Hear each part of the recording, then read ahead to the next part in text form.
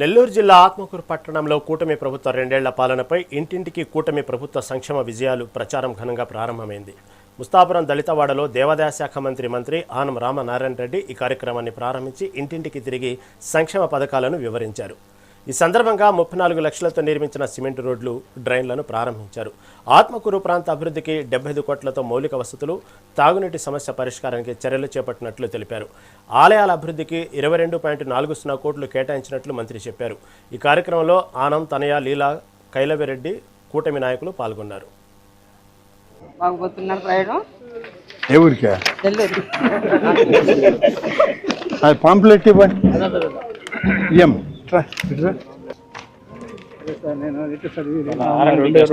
రెండు కాళ్ళు ఆపరేషన్ జరిగింది సార్ కరోనాలో.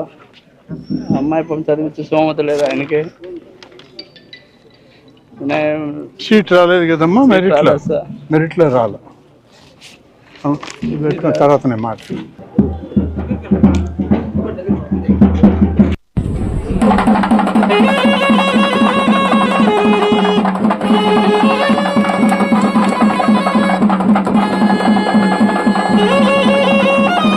మనం అభివృద్ధి కార్యక్రమాలు చేస్తున్నామో ముస్తాపురం గ్రామానికి, ఈ వార్డుకు సంబంధించి అన్ని విషయాలను కూడా ఈరోజు మీ ద్వారా ప్రజల మధ్య పెట్టాలనేటువంటిది ఇవాళ మా అందరి ఆలోచన.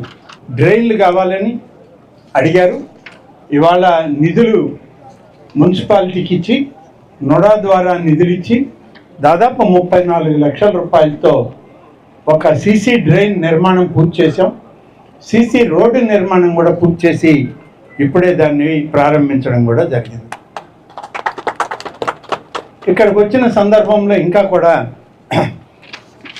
ఎలక్ట్రికల్ స్తంభాలు కావాలి, దానికి ఆ ప్రాంతంలో కూడా లైన్లు లేవు, కావాలని అడిగారు. మరొక వీధిలో ఇప్పుడే అధికారులకు చెప్పడం జరిగింది. రాబోయేటువంటి రోజుల్లోగా ఎలక్ట్రిసిటీ అధికారులు వచ్చి ఎక్కడెక్కడైతే ఈ స్తంభాలు అవసరమో ఆ స్తంభాలను వేసి కొత్త లైన్లను మంజూరు చేయడం జరుగుతుంది. ఎస్సీ కాలనీలో గతంలో ఎప్పుడో కోదండరామస్వామి ఆలయం అనేటువంటిది మొదలుపెట్టి ఆపేశారు. అది కూడా టీటీడీ తరఫున వచ్చేటువంటి శ్రీవాణి ఆలయం. అప్పట్లో శ్రీవాణి ఆలయాలకి మంజూరు ఇచ్చేది కేవలం 10 లక్షల రూపాయలు మాత్రమే. 10 లక్షల రూపాయలతో మొదలుపెట్టిన ఆలయం 4 లక్షల రూపాయల వరకు ఖర్చు చేసి డబ్బు కూడా విడుదల చేయడం జరిగింది టీటీడీ వాళ్ళు.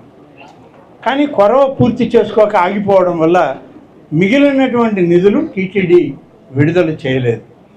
అదే ఇప్పుడు నాకు చూపించి అక్కడ అడిగినప్పుడు వాళ్ళకి చెప్పడం జరిగింది, మీరు దీన్ని మొదలుపెట్టి చేసుకుంటామంటే మిగిలినటువంటి 6 లక్షలు ఇవ్వడమే కాదు, ఒకవేళ ఇంకా ఎక్కువగా అవసరమై ఇంకా 1-2 లక్షలు తక్కువ పడినా దేవాదాయ శాఖ నుంచి నిధులు విడుదల చేస్తానని చెప్పి హామీ ఇవ్వడం జరిగింది. మనం